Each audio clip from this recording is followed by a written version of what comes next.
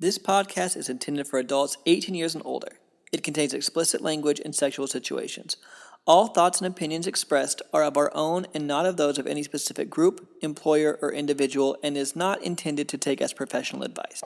Welcome to the Foreplay Podcast. Join the journey, experiences, and sexual adventures of two high school sweethearts navigating through the swinging lifestyle as millennials. Come along for the ride. Dare to play? Hello, everyone, and welcome back to the Foreplay Podcast. This is Bella. This is Jase. Today's episode is all about a review of our experience on Bliss Cruise Symphony of the Seas that just happened in November of 2024. It was the biggest lifestyle event of all time. There was over 6,000 people on it, and we are going to share all of the details of our experience. Yeah, and spoiler, it was our favorite lifestyle trip we've ever been on. To date, yes. For us personally, we just had such. Can't say it was for everybody, but it was for us. Yeah. Which has a lot because we've been on a lot now. So that's a spoiler. It's going to be a good podcast because it really was an amazing, amazing trip. And again, this is just a review over it. Whenever we're going to be talking about like the highlights of our like personal stories and like story times, that will be in a separate podcast. This is just an overview of everything for people who have questions about it, or maybe they're wanting to book Bliss Cruise in the future and wanting more information about it. So again, this is a review, not so much personal anecdotes and story times. And before we get started, if you want to join our group or the Foreplay group on a future Bliss cruise and our content helps you out at all and you're wanting to help support the channel, help us just be able to continue to make content like this, booking with us through our link is completely free to you, but it just helps us out a ton, gives you some extra perks, some extra little things that we do on the ship, and gets you a part of our like VIP network. We have a private Discord server and a Facebook group, and then we do some activities on the ship. We give out some extra goodies, those kinds of things. You can book with us at foreplay.com/cruise. That's the number 4OURPLAY.com/cruise. And specifically for Bliss Cruise, right now, like, you really do need to book early. Yes, that is what I was going to say.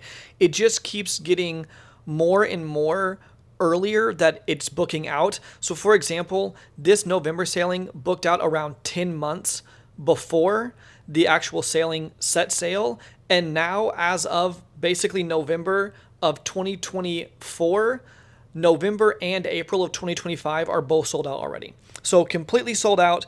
And so if you're wanting to get on like a Bliss cruise and you want to make sure you get a cabin, at this point, the only way to guarantee that is to book ones in 2026, April 2026 and November 2026. We are booked on all of them ourselves, so we will be there. So we will have little groups for all of them, which we are really excited about. But that is our biggest piece of advice, is book early, book as early as you can. Now, if you are wanting to go next year, there is a wait list, and if you go to our website, foreplay.com/bliss-cruise, we have a wait list option, and basically that will pull up a little thing where you can send an email to Bliss and get put on a wait list and possibly get a room on, the April or November sailing for 2025. But I said they are sold out, so it's one of those things where it hit or miss. Maybe you'll get a room, maybe not. So if you are wanting to go and you really want to make it a priority, book early, book a 2026 once you have a guaranteed spot on one of those, because they are selling out fast, because everyone's realizing like how fun the vacations are and like how good of a trip they are, and the communities keep getting bigger and bigger.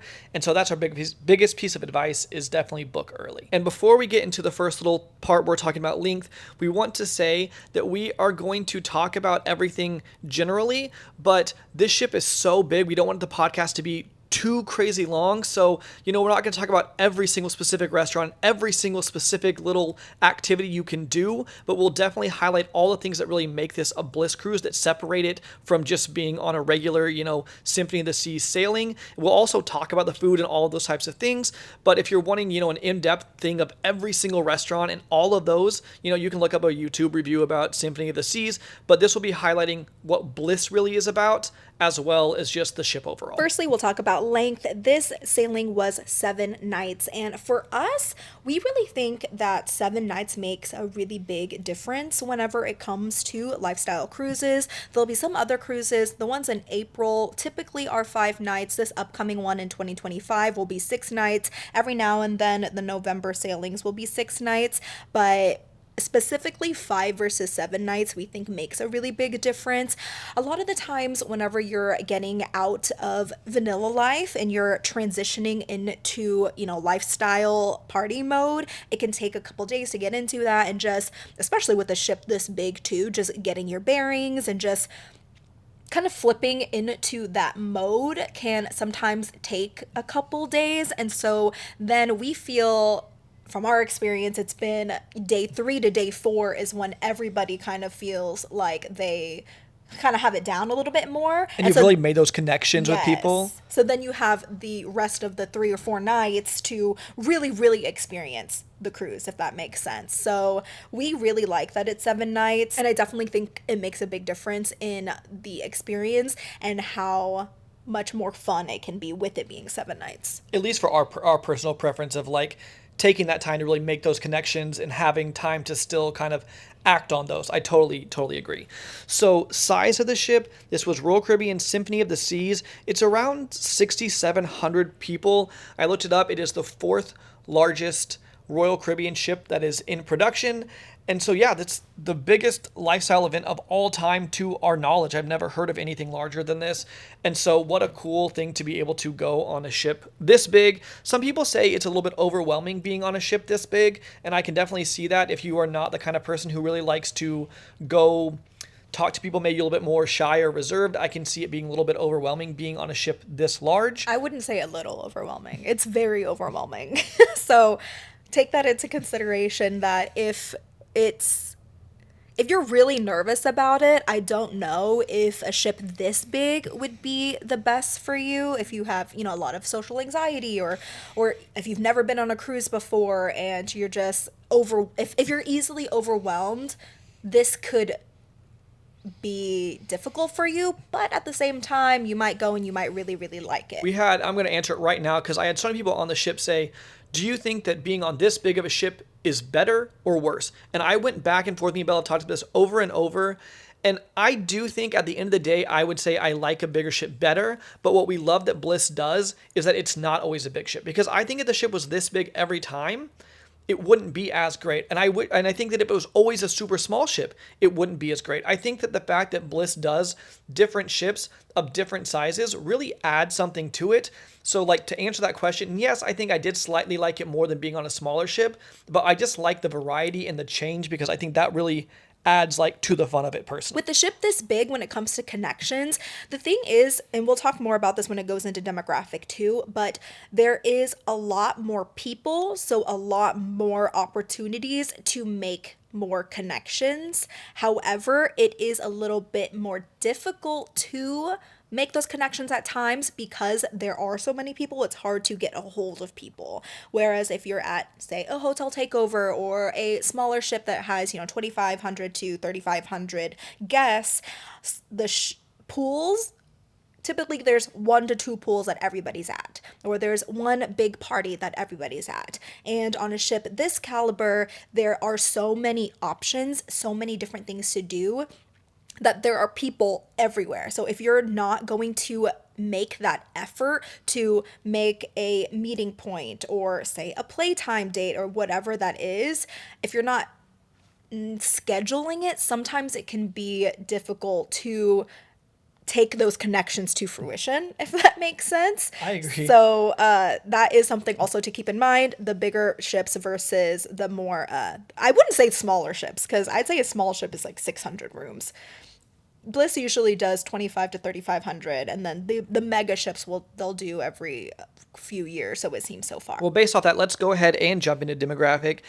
I would say it is the typical swinger demographic. These ships normally fall that way. 40 to 55, I would say, is the main group of people. But like Bella touched on, what's so nice about a ship this large is that even if, let's say, the people who are in their 20s to 30s on the ship is, 10% of the population, there is so many people that's still a large population pool. So same thing with people, that are over 55. Even if that's only 10%, let's say, it's still a huge group of people because there's just so many people on the ship that 10% of that large of a number is still a lot of people.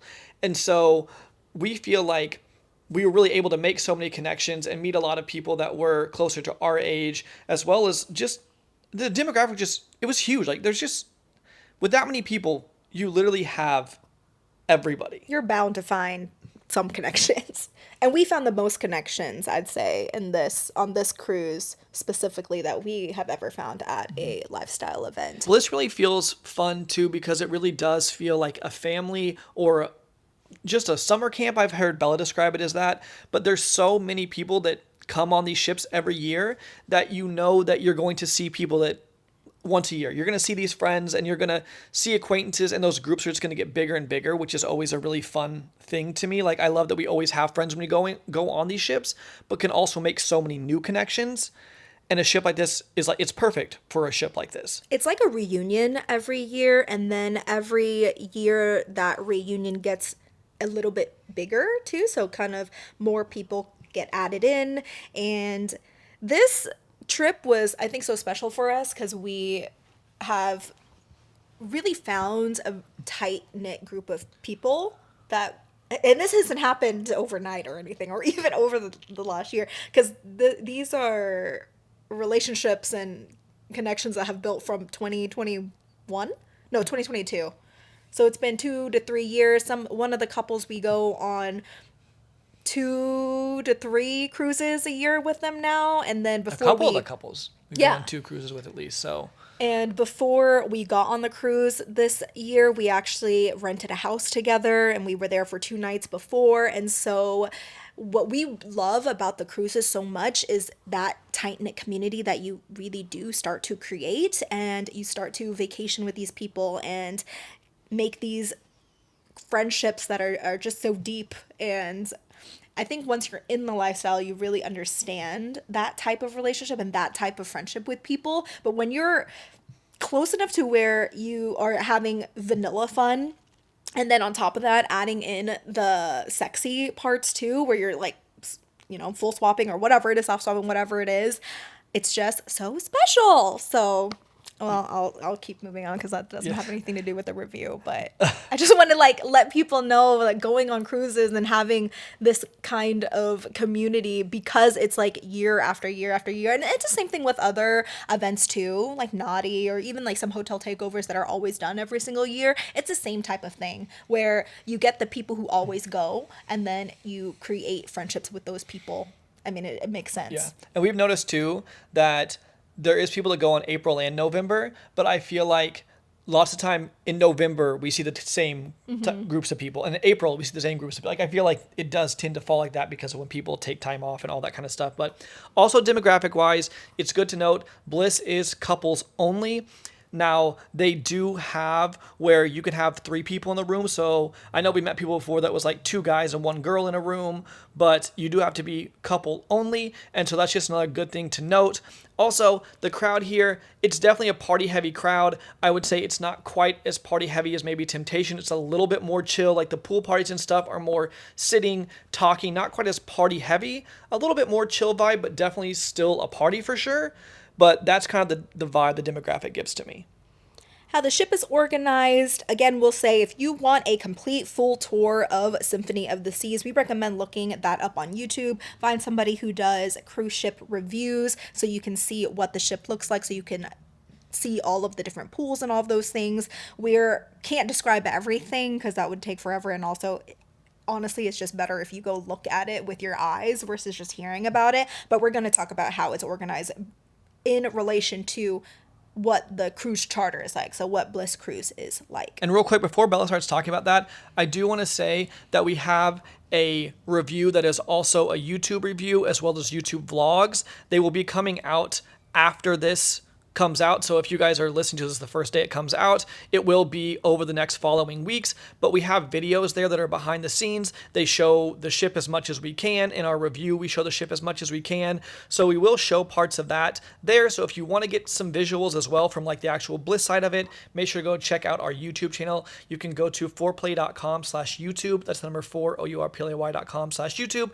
Watch our vlogs and our review, just if you want a little bit of, imagery to go with the actual stuff we're talking talking about. We're going to start with the playrooms because that is probably what everybody is most excited about, most wanting to know about. And they did have multiple options. The biggest option was the solarium. The solarium is an indoor-outdoor. It's a kind of a dual indoor-outdoor kind of space where typically on a normal sailing, the adults only area. So kids and teenagers can't go in there on a normal sailing. Of course, this is adults only, 21 plus only.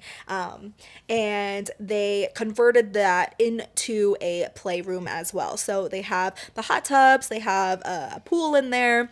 Every time we went, though, which was during the daytime, it was never open. All of the hot tubs and the pools were always covered. I'm not sure if that was like all the time. Probably not. Hopefully not. Whenever we went in 2021 on Oasis of the Seas, I know it was open.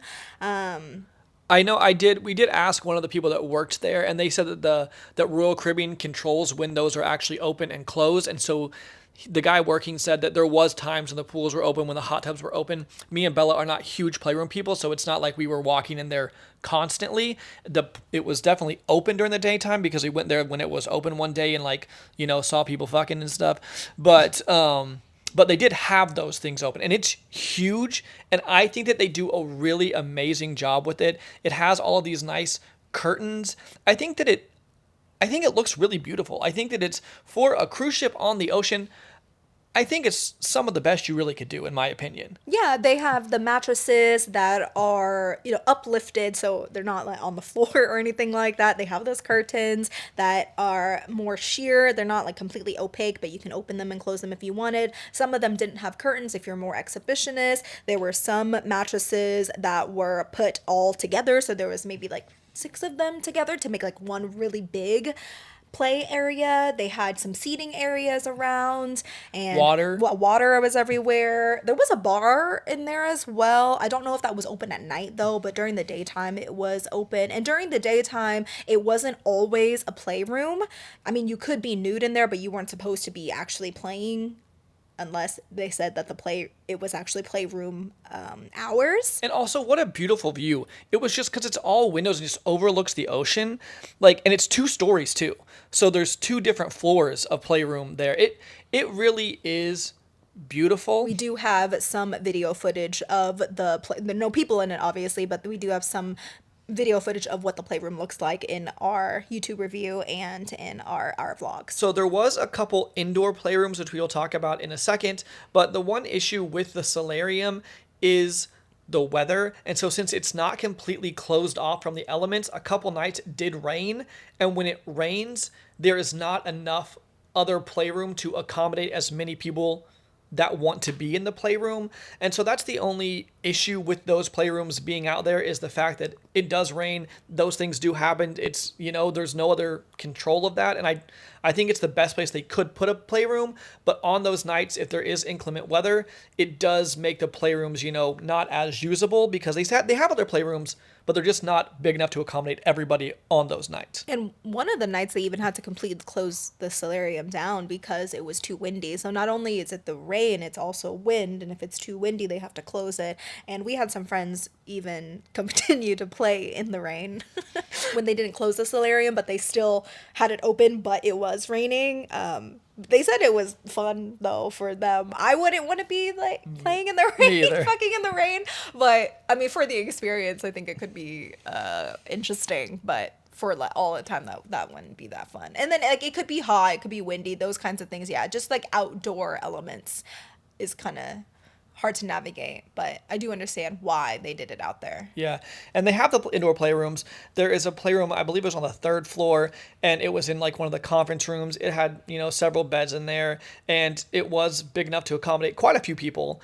And so that was open at night times where people could go play, but they also had different play style parties, if you want to call it that. I don't really know the best way to describe it, but basically there'd be like a bi couples only playtime. There is a girls only playtime. There's just a bunch of different playtimes, and maybe that'd be from 1 to 3 o'clock on this day, or from 5 to 6 on whatever it was.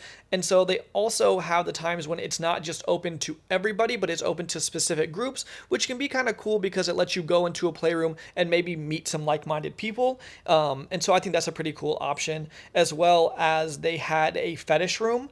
And the fetish room was cool. The fetish room was very big. It was in a place of the ship called the attic, and there was a bunch of seating areas you could sit.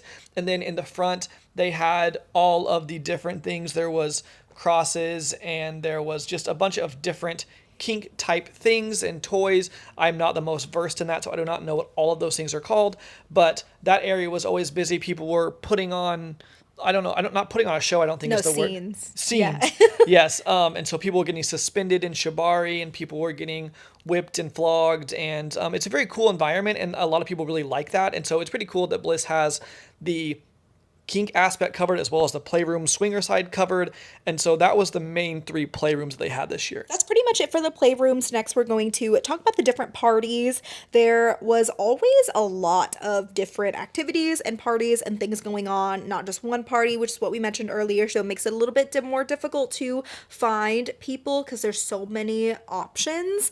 There was a pre-party in the promenade area, and the promenade is so cool. We always like whenever they have a promenade area on the cruise ships, and it's usually just the Royal Caribbean cruise ships that has this, but it's a central area where there are bars and restaurants and shopping, and people are walking, back and forth either to their rooms, or it's just always a pretty busy hub, I'd say. It was our favorite place to find a seat and just people watch, because people are walking from one side to the other, maybe to go to one of the other parties, or maybe they're going to karaoke. There's so many things to do. So that pre-party was at the promenade from about 7 to 9 o'clock, and they always had different DJs playing. And then there was I'd say the main party was at a place called Studio B, which is the ice skating rink that they had. And of course, it wasn't on ice. Like, they had the flooring on top of the ice, but it was nice because it did keep it still a little bit, I wouldn't say cold or anything like that. It just felt a little bit cooler. The temperature just never felt hot, really. Like, even when you're like really dancing with people, you're not getting super, super sweaty like you would if all the parties were outside on the pool deck per se. And that party is from about 10 o'clock to 3 a.m. And we really like when it's at Studio B because it's almost like a, not amphitheater, but it's kind of like a theater because the dance floor is really big and it's in the middle. And then outside, or like coming off from that, is stair or seatings that go from the bottom up. So if you didn't want to be dancing and you just wanted to watch, or even if you maybe wanted to dance in a seat, or if you wanted to be up on top where like the very top of the theater is, you could be dancing there. So there was just so much room. It was also pretty cool because Studio B is right under the promenade, and so that even though the party started at 10 o'clock, I feel like it was more like 11 or so when it get busy. So you could just keep people watching, sitting up at the promenade, and then just walk straight down to Studio B and be right at the party.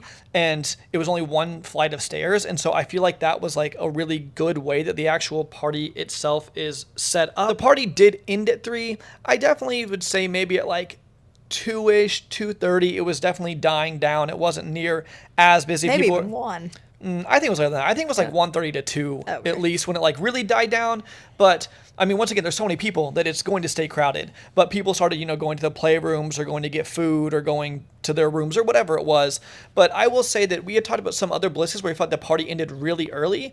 I do not feel like the party ended early here. No. I feel like it was a good party for a long length of time, which was really fun. And when we say party, these kinds of parties, we're not talking about play parties. We are talking about the dance party, the club party, that kind of thing, where people are dancing with each other and making connections, flirting, that kind of stuff. So usually about 11:30ish, it got pretty busy at the Studio B party, the main party. And then there was also another nightclub looking type of place called Dazzles. They had parties there as well. Usually those started around midnight. So some people would trickle off from Studio B and go into Dazzles. Typically there were different types of music played there. Depending on the theme night, sometimes it could change. There was just like different DJs at each one. So you had a little bit of a different vibe, I guess you'd say, because one was like the really big party and then the other one was more club lounge kind of vibe. Dazzles was really cool because there was the dance floor in the middle, not too big, lots and lots of really pretty lounge chairs and tables around, and it was also 2 stories, so you could go on top and look as well. This was also where they did the party games. There is a couple. Their names are Mike and Lily, and they host a lot of these couples or party games, and they're kind of like icebreaker games and things like that. And it was always done in this Dazzles area, and it was a really nice area. There was a lot of stuff that happened in there. One complaint I did hear was that a lot of people wish that there was more outside parties because everything is indoors. There is one large glow party that is out at what's called the Aqua Theater, and basically it is an area that is where they do like this aqua show. It is a massive area. It's probably the biggest party on the ship. It is huge, and that is outdoors. But we did have a lot of people that we had talked to. They said, I just wish that there was more outdoor parties as well as the indoor parties, or it was outdoor then moved to indoor. I personally like it being in Studio B, but I do know some people said that they wish there was also outside parties. Me personally, I like that it's inside. I think when it's outside, it's a thing where it's the weather, it can be really windy. And honestly, I think on the Symphony of the Seas, because I think that's why the daytime parties at the pool, which we'll talk more about later too, they weren't as busy because the layout just didn't really make sense for it to be an outdoor party with that many people. And so I can see why that wasn't much of an option. Also, I think if you add that, that's just an additional place where people could be and make it even more difficult to find people. I totally agree. That's just something that I heard, so it's something to take into consideration for what kind of parties you like. When it comes to bars, there are a ton of bars, especially in the promenade areas. They had a bunch of pool bars. You could always find a drink somewhere that you wanted to go to. They even had a bionic bar, which was like a robot bar. You put your card in, and then this robot hand picks it up from the ceiling and like makes your drink for you. We don't drink that much, so we didn't really stand in line very much. From what we looked, it didn't seem like it took a very long time to get drinks, and I think that's just because there's literally so many areas to get a drink from. And there was another bar or kind of a club area, and they played Latin music there. That was also really busy too during the nighttime. There was a karaoke bar, and that was always really busy. That was located in the promenade. They did comedy shows. There was a welcome aboard show, and that was with the cruise director, and it was just more of a, hey, everybody, welcome on to Bliss Cruise. And then they had the typical vanilla shows that the cruise ship puts on. So these are the shows that Symphony of the Seas would just put on for any week of the year. And they did Hairspray. They did one that was almost like a pilot looking show. Yeah. And then they had the ice skating shows. I did like the ice skating shows. Yeah, the Those ice are pretty skating shows cool. were fun. But this was, I think, our biggest gripe about Bliss Cruise this year is that there were no sexy shows. It was so disappointing. To me, it doesn't make sense that there wouldn't even be one cabaret or one burlesque show. Or, I mean, on some of the other cruises, they'll bring in like a pretty big act, like erotic soiree. Like they'll come on and do a show. But the only shows here were the comedy shows and the welcome aboard show. And then that was Bliss specific. And then the other ones were just from the ship, and they were very vanilla and, kind of cheesy. Yeah, I would say really cheesy. They're good for like if you're just going to watch a show on a vanilla ship, like they're fun. But I agree. I think that is like the biggest thing that I wish was different is I do wish that there was some sort of show. I said if it's a cabaret, they done it. I remember whenever it was on Oasis 3 years ago, they did have like a sexier cabaret show, and like it. I just wish that there was something like some act they brought on for at least like 1 or 2 shows, because I think that more people would go to the shows if they had some sexier shows. And so I agree with Bella. That is like the one thing that I felt like was a little bit underwhelming about Bliss this year was the lack of shows. And so that's something I would personally love to see in the future is more and it's shows not the like lack that. of shows, it's the lack of sexy shows. Because you're going on a ship like this, or you're going on a cruise like this to experience, a sexy vibe and a sexy environment. And so I think that's another thing that other people, like guests, are coming on here and they're going to the show kind of expecting it to be sexy, and then it's a family-friendly show that they do every week on the ship. And they did have the Aqua Theater. They had an Aqua Theater show, and that was really cool too. It's like acrobatic things, and like I said, it's not like it's a bad show when it comes to normal shows, but just the fact that they didn't have any options for a sexy show was just very surprising to me, because they didn't do it in April either. So I don't know what's going on, if they're just straying away from that. But if anybody from Bliss is listening and you are high up on Bliss and you have options, or you have an in about production and stuff, we want sexy shows. And we have a lot of people that we talked to said the same thing. They're like, why aren't they doing sexy shows? Even if you did like the Love and Marriage game show, like that would be so fun, especially Malcolm, the cruise director. He's amazing. If they did a Love and Marriage game show with swinger couples, 3 swinger couples up there, that would be so fun. Or the Quest game show. That's already 2 different shows. That is a normal show that you could do on this. We should just be in charge of it. No. Just kidding. We'll jump to more organization. We'll talk about the main pool. So there was 3 pools, and like 2, like one on each side, then another pool. And I think that's like why it's difficult to have like a really large pool party, and why more people sit and talk and conversate, just because it's so spread out, because there's so many pools, because you need that many pools to accommodate that many people.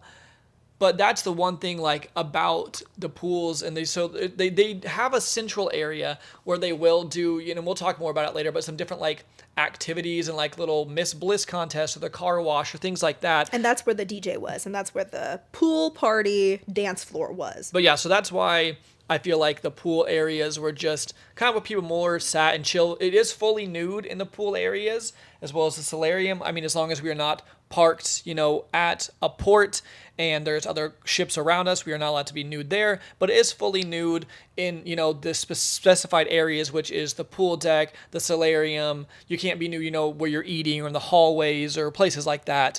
But you can be fully nude at the pools, which was fun, as well as you can be topless on the water slides. There was water slides, which you did a couple times, were really fun. And when it comes to nudity, it's nude optional, completely clothing optional. You don't have to be if you don't want to be. The ship also had a ton of different, I'd say, vanilla activities that you could do. I guess you could make them a little bit less vanilla. Like he said, the slides that you could go topless on. This podcast is brought to you by us, Bella and Jase. If you're going on a vacation, or maybe you have a gift that you want to give your other lifestyle friends and you're looking for lifestyle clothing, we have the best apparel on the market for you. We have not only clothing, bikinis, swimsuits, we have backpacks, tumblers, cups, anything that you can name, we probably have it. You can find that at foreplay.com/shop. Let's say you're at a party, you're going on vacation, things are moving a little bit slow. Maybe you want some conversation to flow. Maybe you want to move stuff towards play. Well, we have the perfect game for you. It's called Foreplay the Game. It is a digital and physical lifestyle icebreaker game, and you can find out all about it at foreplay.com/games. That's number 4, OURPLAY.com/games. If you don't have a lifestyle vacation planned, a resort or a cruise planned, why not? You can join us. You can find that at foreplay.com/playcation. We have not only information about the events and trips that will be on this year, but also other options for you as well. And it doesn't cost any extra for you to book through our links, but helps us a lot, helps us continue to be able to make this type of content for you. Now back to the show. There were 3 water slides that you could go on. One was, we called it the toilet bowl slide. It's not a toilet bowl, but it's the one where you go down and then you go in this big bowl and then you go around a couple times and then you continue the slide. And then the other one was a normal slide, where it was a water slide, but it was just fast. You kind of went really fast, and that was fun. I went on those a couple times. There were 2 flow riders that you could also be topless on. We actually never saw anybody topless on it, but I believe you could be topless on it. Usually you can be. And the flow riders are this wave simulator that people will go on, and you can boogie board or like get on your knees, or you can stand so it looks like you're surfing. We're really bad at that. We didn't participate, but we did participate in watching. And it's also always really fun to watch. There were basketball courts, tennis courts, pickleball. People were topless there playing. Yes, that's so pickleball, cute. Yeah. And so anywhere that was on an outside deck area, you could be nude. When you're inside, you cannot be nude. And you can only be nude outside if they permitted it, which was 2 miles away from port. And yeah, that's the big thing.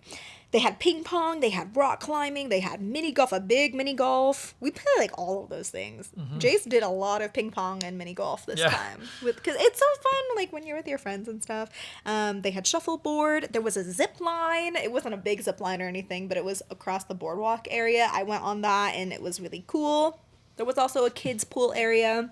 Unfortunately, that area was closed. However, I do think that it would have been fun to go to the little mini water park and hang out over there. And they also had 2 big slides that went from the top to the boardwalk, and this was not a water slide. So it was one that you kind of sat in a sack, and then it was, if you've ever seen videos and pictures of the cruise ship, it looks like a huge anglerfish. Is that what it's called? Yeah. Anglerfish? Yeah. And then you slide down, and we didn't go on it this time. I wish I would have, but every time I wanted to, it was always closed. But we've been on it before, and it's a really fun slide.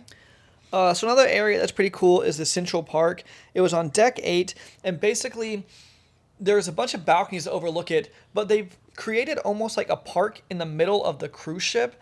And so there's restaurants down there, there's a little cafe, there's some shopping, but they have like bird noises playing, but it's completely outdoors. They have like real plants down there, and so when you're walking around there, you don't feel like you're on a ship. It really is a cool area. Me and Bella like to go there to kind of chill because it was normally quiet there, people, having a meal or talking, but it was pretty chill, pretty quiet. They said there's a bunch of balconies that overlook that, so you can get Central Park balconies, which are pretty cool.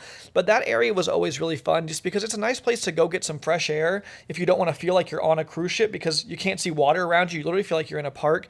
So that was a pretty cool area. There's also a boardwalk area, which is at the back of the ship, and they just have, it's almost like a carnival type feel to me. There's a merry-go-round, there's a hot dog stand.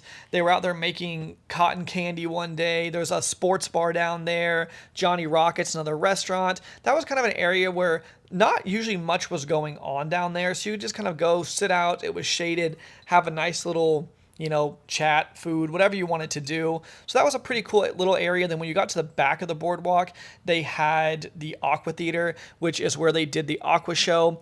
During the day, it was basically just some seating that, there really wasn't much down there, but it was another area that if you wanted to go sit somewhere when it was a little bit more quiet and be outside, there was an area like that down there. And so the boardwalk was a pretty cool space overall. It's definitely not used that much, but that's where that huge glow party was at night, which is a really, really cool party, but it's so busy down there. So many people go that it's almost overwhelming until, the party kind of dies down there. But the boardwalk area is really cool as well. There was also a lot of little areas on the ship, places to seat or places to sit, little fun things to do. But like I said, that's just more vanilla type areas. So make sure to go look up, a cruise ship thing about Simity the Seas if you want to see all those tiny little areas. But that is where I would say like the main things were happening as far as like Bliss goes. Next, moving into theme nights. There are only nighttime themes on Bliss Cruise. There aren't daytime pool party themes on Bliss Cruise. And pretty much everybody does dress on theme. We'd say about 90% of people will dress on theme, and that will be varying degrees of how all out they will go. Some people go really, really all out. Some people will just do a little touch of the theme and it'll look more like clubwear, but it's still part of the theme, so you can definitely go from one end to the other. There is not anything that's too much. For example, on the fetish night, which was the fire and ice, there was 2 people who were decked full out in Kiss, like the band Kiss wear. They literally look just like Gene and Paul.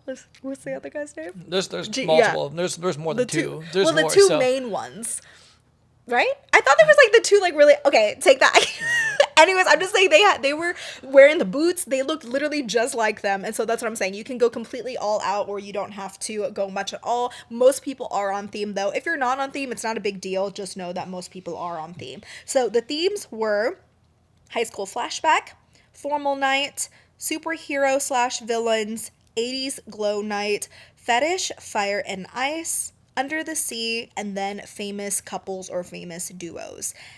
we really liked the themes this time around. I thought it was a fun mix of easy themes and something that you could be a little bit more creative if you wanted to be. Plus your classics, your glow, and your fetish, which is always nice as well. Yes, and they do all typically. Bliss is really good at always keeping two themes that we'd say is a crowd favorite, which is glow and fetish, but then they always put a specific theme on top of that. So this time it was 80s glow or fetish, fire, and ice. And we really think that that's cool that they'll do that. I think one time they did fetish like angels and devils or something like that. So the themes are really, really fun. I do want to touch into the glow night again. Like this was, I would say, the party that was the most different out of everything. Jase touched on it a little bit, but I do want to kind of go a bit more into it. So on Symphony of the Seas, Glow Night is typically always the biggest party, regardless of what lifestyle event you go to. And especially on cruises, any cruise, lifestyle cruise, Glow Night is probably the one that everybody looks the most forward to. And the outfits are fun, and it's just the most vibrant vibe that we'd say overall. And we were really, really looking forward to the glow night on Symphony of the Seas whenever we went on Oasis of the Seas, which is the same class ship of Symphony of the Seas. This was back in 2021 for Bliss Cruise. It was still up over 6,000 people. It's pretty much the same exact ship. That was our most favorite party we have ever been to in our life. And even to that day, even to this day, well, until we actually already went to the second one. So it was like such a fun party, and it was outside at the amphitheater area, and you just look around and it's just a sea of glow and everybody's having a great time. This time though, I maybe it's because we went there really early, like right whenever it started, maybe 10:30, 11 or so, and it was, I don't even usually get like super overwhelmed when it comes to parties, and I was really overwhelmed. It was so many people. It felt like sardines. It was so hot outside. Obviously, this has nothing to do with Bliss. I'm just saying, like, it for people going on to a future cruise, just so you are aware and just so you can prepare yourselves for this. This is why I bring it up. It was just so overwhelming. There were so many people there, and it was tight, and it was hot. Like, you would walk by somebody, and because it was hot and humid, you would just feel wet because you were just rubbing on people's sweat, and there wasn't enough airflow to make the sweat go away. And so it was just a lot, and it was we ended up having to leave that party like early.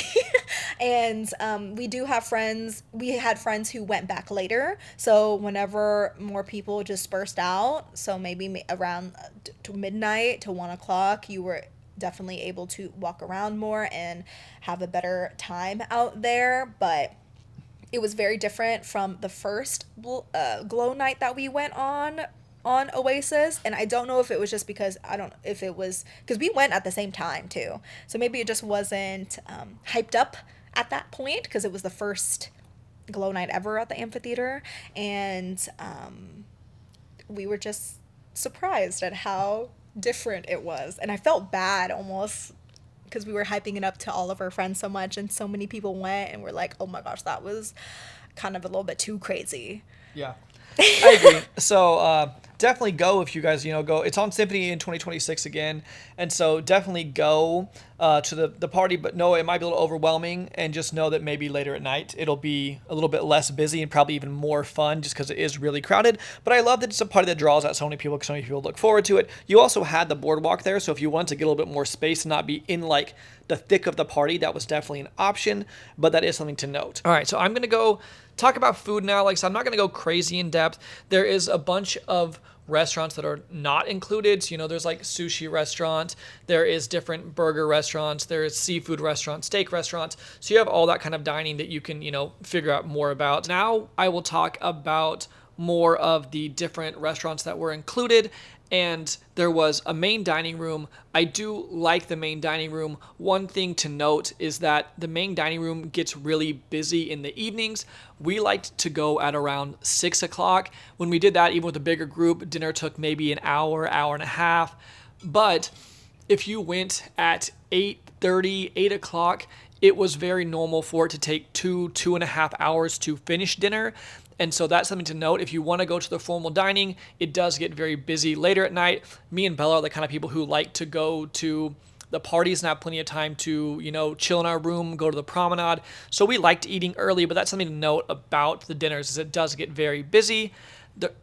Also, not only does it take a long time to eat, whenever you go a little bit later, sometimes it can take an hour, hour and a half, even just to get seated, depending on how many people you have. So keep that in mind too. The later you go into the formal dining, the longer it's going to take. Yeah. And with how many people. More people, longer it's going to take. And there also was a buffet. It was a breakfast, lunch, dinner, as well as late night food buffet. I will say I was kind of surprised by the food. Once again, this has something to do with Bliss. I just feel like we didn't love the buffet food that much. It was good, but it wasn't great, and it was just kind of normal, which for being such a new ship, I thought the food would be elevated even more. And so it's not a complaint, like the food was good, but it just wasn't, I guess, what I was expecting. It was just on par with cruise ship food, I'd say. It was just I think decent. It was a little bit worse than normal buffet food. I think that it's because we came from Oceania. I think that was like the last cruise we went on, and I think that's why it felt like so drastically different. I don't agree with you, because I talked to a lot of people that said that they thought the buffet was the most disappointing buffet on a cruise that they have been on. But I thought that it was the same as all Royal Caribbean. Royal Caribbean food always tastes like that. The cookies taste the same. I think it's just in general we just don't like Royal Caribbean buffet as much as some of the other cruise lines. And so, the Bliss Cruise before this in November, I believe, was Celebrity. So Celebrity is it's owned by Royal Caribbean, but it's the step above Royal Caribbean. So the food is a little bit better on Celebrity. So but I we think were on Bliss. April was on a Royal ship. It was the same. But was better. I think it was the same. I don't agree. It's just we're going to disagree on this right now. We're going to disagree on the podcast because I'm saying this buffet was worse. You're saying it was the same. It's just decent. It's just fine.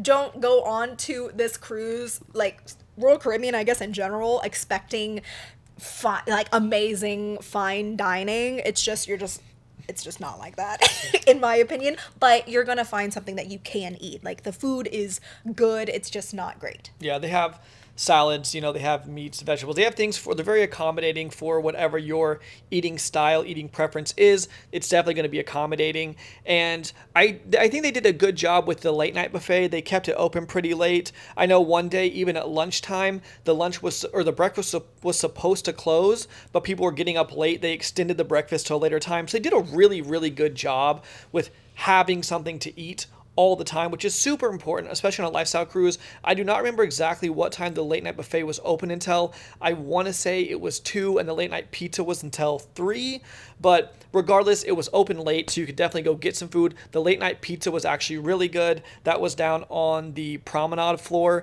and so you could go get late night pizza. It was always just a fun place to sit, or you could take it back to your room. They also had this big ass thing of ranch.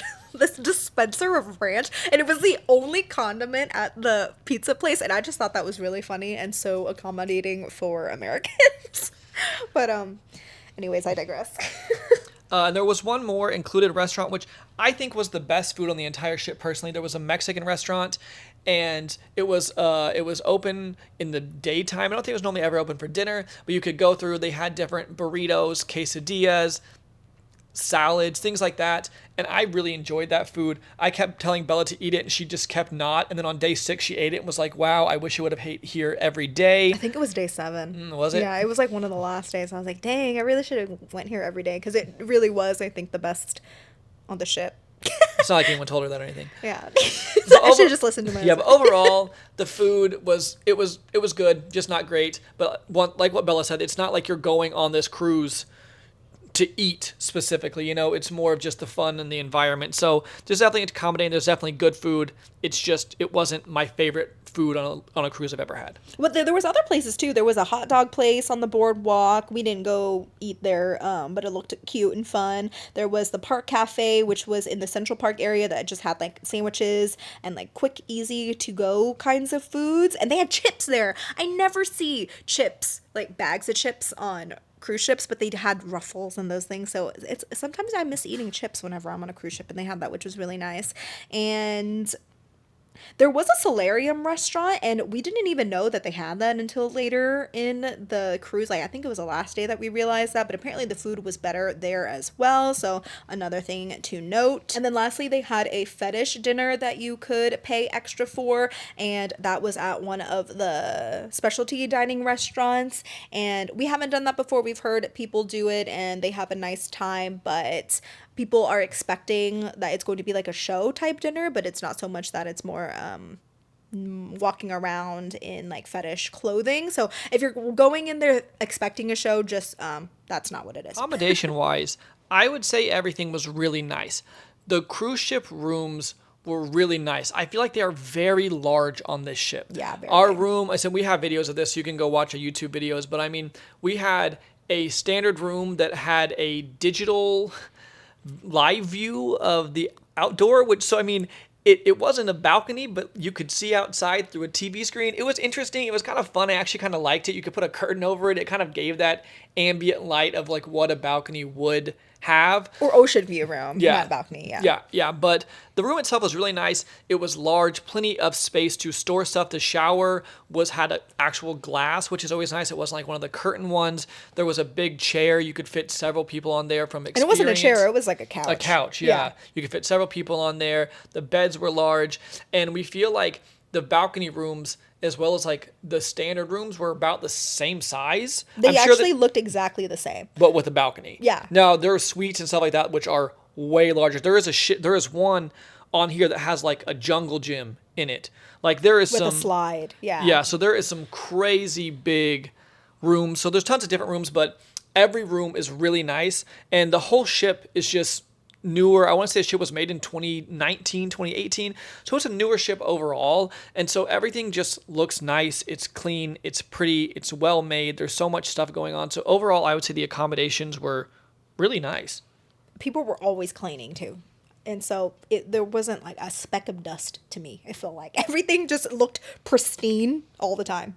And that's how it typically is for these newer Royal Caribbean ships. Moving into the activities. So at the daytime pool parties, I guess you could say, they had different activities. And all of these you could find on the Bliss Cruise app.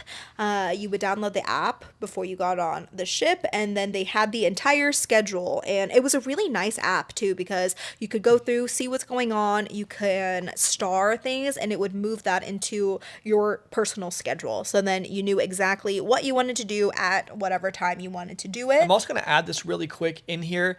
There also is a messaging app that's on the Royal Caribbean app, and that is included. And this is the first time that I find that worked really, really well. I was getting notifications, the Wi-Fi stayed connected. And so you could add people, you put their first and last name in, and then basically you could have chats, you can make group chats. And that way, since the ship is so big, you were actually able to find people. And the messaging worked really well this time, which normally in the past, it hasn't worked that well on these ships. And so I was very impressed by that. So when we're talking about apps, I want to mention that as well. That did really help to be able to find people in such a large ship. And you didn't have to have the Wi-Fi package to use the messaging on the Royal Caribbean app. Although I would say a lot of our friends just got, I think a lot of people in general always get the Wi-Fi, and so sometimes people aren't checking the app because they're just checking their messages. And so, I mean, just keep that in mind. So there was the daytime pool party activities. There was a belly flop contest. There was a Mrs. Bliss Cruise. And that was, women would go up there and dance and answer questions and all these things, and the final person was named Miss Bliss, and it was a fun time to watch. There was the famous car wash that the girls are completely nude. You have to be completely nude to be a part of the car wash, and you're on each side by the pool area, and then a man will walk through. You can get in Not a line. man, men. Yeah, men. Hundreds. Hundreds. You Thousands. can, yes, you can. If you were a man on the ship, you could go ahead and get nude and then walk through the car wash, or I guess the is it car wash? I don't even think they had suds this time They used to around. have like soap and suds and sponges and kind of like wash people down, but now it's gotten so large. I think people just kind of walk through and it's just people touching people, and if that's It's a your lot for thing, us, yeah. If We that's don't your thing, participate- people really enjoy it, I think, Yes. but it's just not our personal thing.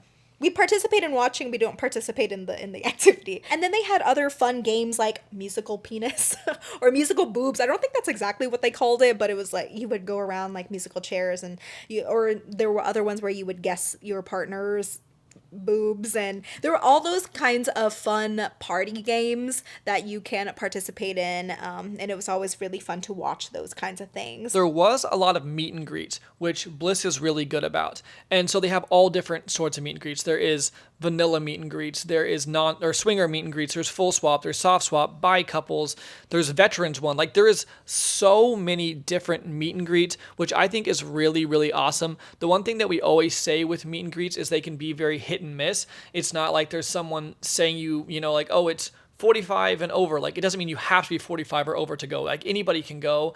And so sometimes I feel like the meet and greets, you find a lot of people and it's just, you really make those connections. Sometimes there's not that many people at them. So it's just something to keep in mind that they're fun, that they have them as an option. Sometimes you're going to meet a lot of awesome people there. Sometimes it's going to be really not busy. And so that's just something to like keep in mind when it comes to the meet and greets. They also had a lot of seminars that you could go to. They had both free and paid ones. A lot of the more hands-on ones were more paid. So they had ones that was basically how to create an orgy, and that, for example, that one was a ticketed event. And then, but some of the hands-on ones, there was basically a beginner shibari rope kind of class that we went to, and that wasn't ticketed. That was free, that you could go to. It wasn't like my favorite thing. I think just like being a part of the shibari community, I was just surprised at the way that they taught that, because there wasn't really much instruction. And when it comes to rope, there is a lot that goes into it like beforehand about the safety aspects and all of those things, and those things weren't touched on at all. They basically just, he kind of showed what he did but didn't explain how he did it, and then just gave everybody rope and was like, okay, go for it, and freestyle. So it was kind of interesting in that aspect. So we didn't go to a lot of seminars, but just know that some of them are good, and then it might be one of those things where you go in and pick the pieces that are make sense to you, if that makes sense what I'm saying. Okay, we talked a lot about these activities earlier already, like talking about the different playrooms and the karaoke, all of that stuff that we mentioned earlier when we were talking about how the ship was organized. They did have a lot of live music around the ship. There was music everywhere. I feel like there was bands everywhere playing, and then again there was a ton of different DJs. And then we talked a little bit about Mike and Lily's party games. That was really fun that they did at Dazzle. And then lastly, we did our foreplay meetup and our foreplay dinner, and that was always one of our favorite things to do whenever we go on these cruises, is just meeting the people who support us and making the connections with them and creating connections between the people who we've created this community for. Yeah, I agree. It's always probably my biggest highlight is going through and having the dinners and having the meet and greets and just getting to meet all the people who have, you know, support us by booking through us or watch or listen or whatever it is. And it's just always so nice.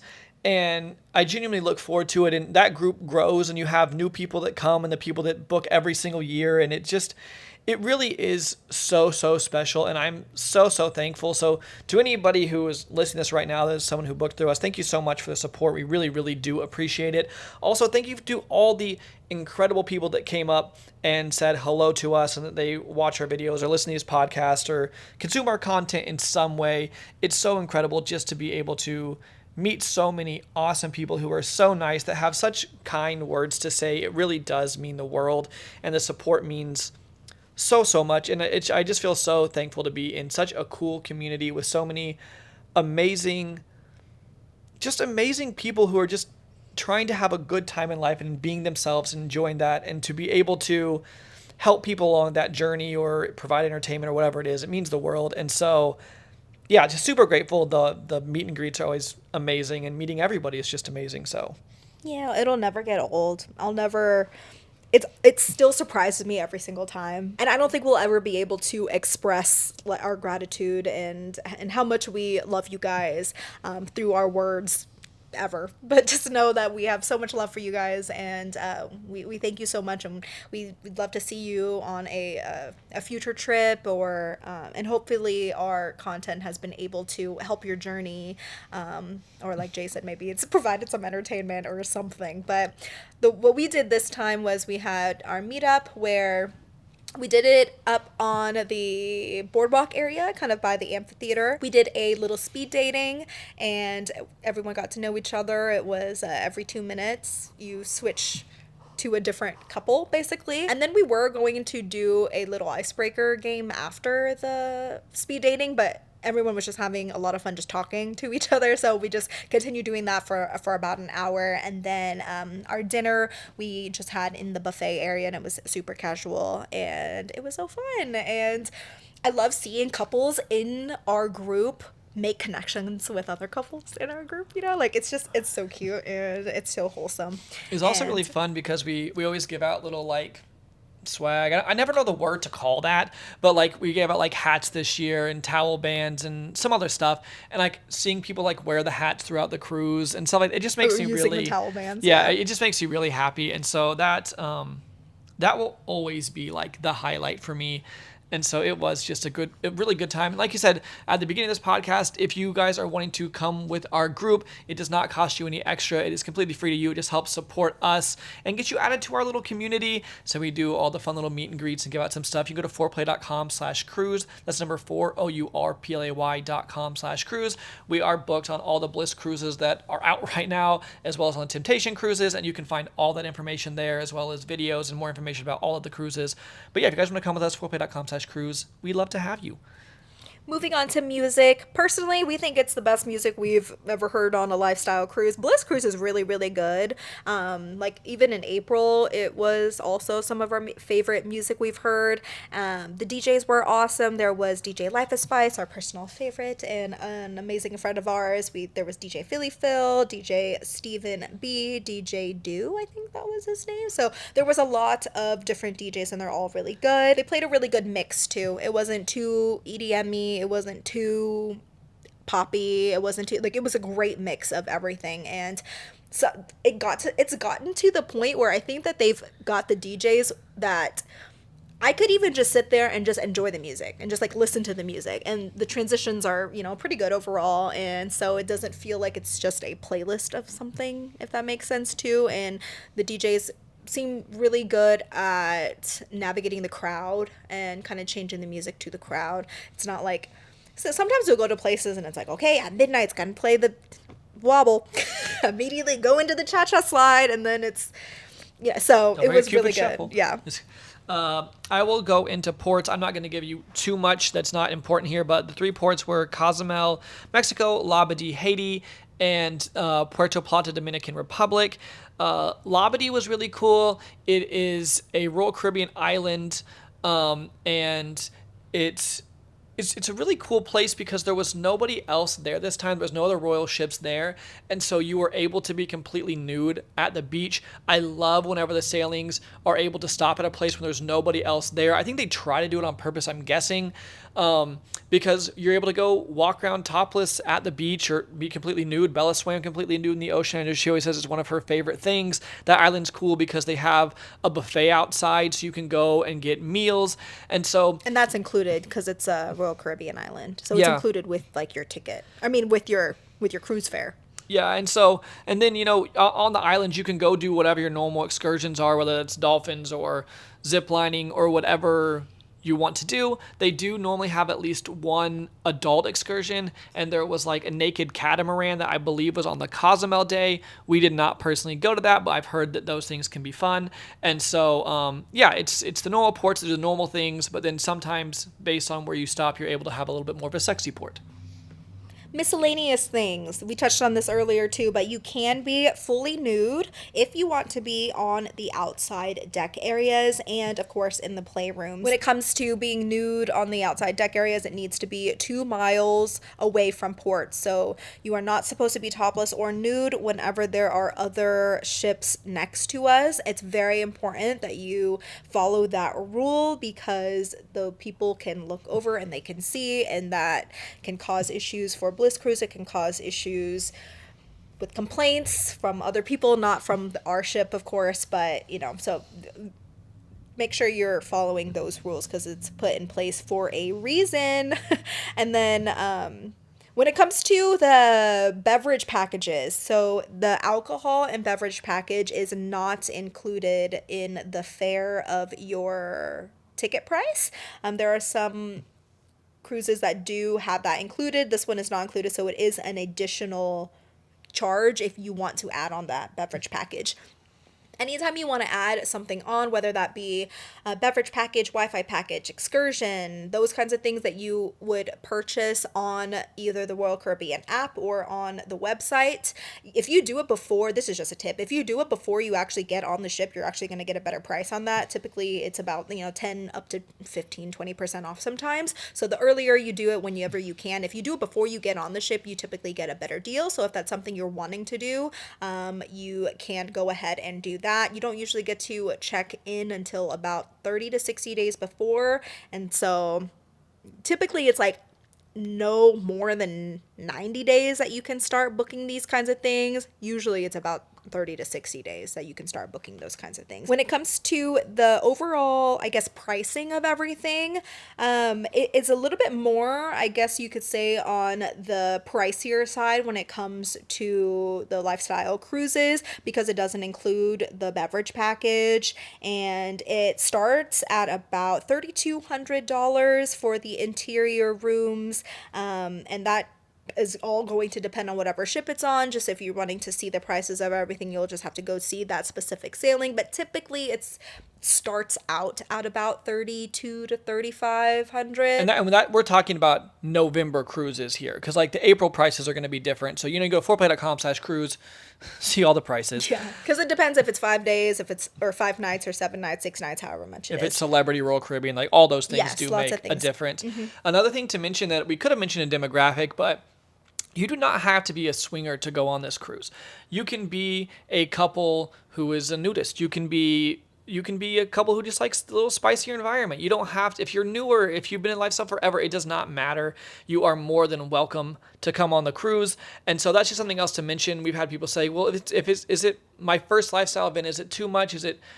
I think the cruises could be an awesome place for your first lifestyle event. I think it gives you a lot of time where you can acclimate, you can kind of learn your way around, you can have plenty of time to make connections, they have classes, all that kind of stuff. And so that's something else just to note, is that wherever you fall on that spectrum of openness or whatever it is, you are welcome to come on the ship. You will find your people. I said they have non-swinger meet and greets. There is that. It's just an open environment. And so keep that in mind whenever you're booking, if you're not, if you're newer or you're not lifestyle or you're lifestyle adjacent or whatever it is, come aboard.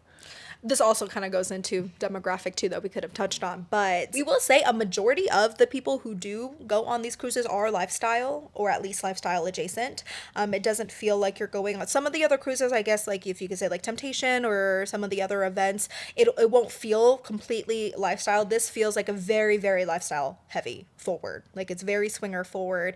Not everybody swaps and all of that, or I don't know, everyone has different rules and boundaries, but overall the vibe is very swinger lifestyle, which is awesome and which we really like. Of course, it being a couples only cruise has a lot to do with that because singles cannot come on here, so that I think is a huge reason of why it is very lifestyle forward. It's also the demographic. A lot of people do like to play too, so you'll see that's why like the playrooms do fill up, and the parties will, I mean, they don't clear out because there's so many people, but you would think with how many people are on the ship that the parties would, like the dance parties would be even busier, but it's not because people are fucking or doing whatever they're, playing, whatever that looks like for them. So, and coming from experience, we have not played as much as we have on this cruise. This was the event that we've played the most on. And I would say that goes for a lot of people we know, a lot of the people we talk to. The amount of orgies I heard that were scheduled and people were like, I can't make dinner, I have an orgy at 8:00. There was a lot of people playing. I heard people like, we had some friends like, oh yeah, we had like 3 play sessions today. I'm like, holy cow. Like, people really made connections here. It was a really good group of people. I feel like it truly was our favorite lifestyle vacation of all time. So I was about to go into the conclusion anyway, but I will go ahead and jump to the conclusion. We really, really do love Bliss Cruise. I cannot more highly recommend Bliss Cruise. We've had such good experiences every single time. And so the community grows every single time. You meet so many amazing people. It's so safe. It's so well taken care of. They have security. All the people who work on the ships are amazing. All the people that Bliss employs are amazing, or brings on are amazing. It really is just such a good environment. I said earlier, but I would recommend it for wherever you are in the lifestyle. I think it could be a really, really great event. I do think what Bella said at the beginning is important, that maybe if you are super overwhelmed by, people and talking, that maybe start with a smaller ship before you went on something like this. But it was an amazing trip. And just make sure to book early if you're wanting to go. I said it's on Symphony in 2026. And so if you're wanting to go, book early, because there's a chance it's going to sell out, because it just keeps selling out more quick every single year. And so keep that in mind, forepay.com/cruise. And yeah, overall, an amazing time, an amazing week, amazing people. Could not be more thankful that we were able to do this trip. And yeah, I mean, it's just incredible. When it comes to staff, we were going to touch on this earlier too, but then we moved to the conclusion. But the Royal Caribbean staff members, so I'm talking about like the people who are in the restaurant areas or your stateroom attendants, anybody who is hired by Royal Caribbean staff, they do know what kind of cruise this is. They have the option to work frontline, where they are able to see what's going on, or they might see what's going on, or they can, if they don't want to, that's not something, if it collides with their morals or their, like, whatever it is, they do not have to work it. So the people who are not wanting to be exposed to the kind of activities that do happen on Bliss Cruise, they can work on the back end area. So just know that going into this, that's a question that we get a lot. There is consent there. The people who are working there are consenting to work this type of charter, this type of cruise. Yes, and they're also not working playrooms or areas like that. Those are all people that are hired or staffed by Bliss. Or volunteers of Bliss. Yeah, however that works. They are doing the playrooms. They are doing all of those things. And so do also note that it's not like the cruise ship workers that work on the cruise, like Royal Caribbean or Celebrity, whatever it is. They're not like in the playrooms and places like that either. I don't really have much else to add on from what Jay said. It just was an amazing trip, our favorite to date. We cannot wait for the next one. We love being able to experience both the mega ships, you could say, like this, and the ones that are smaller, that are 25 to 3,500 people. It's nice that there's a mix. I really do like that they do these huge ones every now and then. Keep in mind about what I said earlier about could be overwhelming, but it also could be the best thing ever for you. So one more thing I'm going to say before we go into our weekly obsessions is if you are the person who is on the fence about if you want to do a lifestyle trip or not, I would say go for it. Whenever we were, and whatever age you are, right? If you're younger and you're worried you're not going to make friends who are younger, or you're, older than the demographic, you're afraid you're not going to find your people, you will. And I remember me and Bella have said so many times, we never went on a lifestyle vacation for like the first 6 years we were in the lifestyle because we're like, well, what if we don't end up finding friends, or what if we don't enjoy it?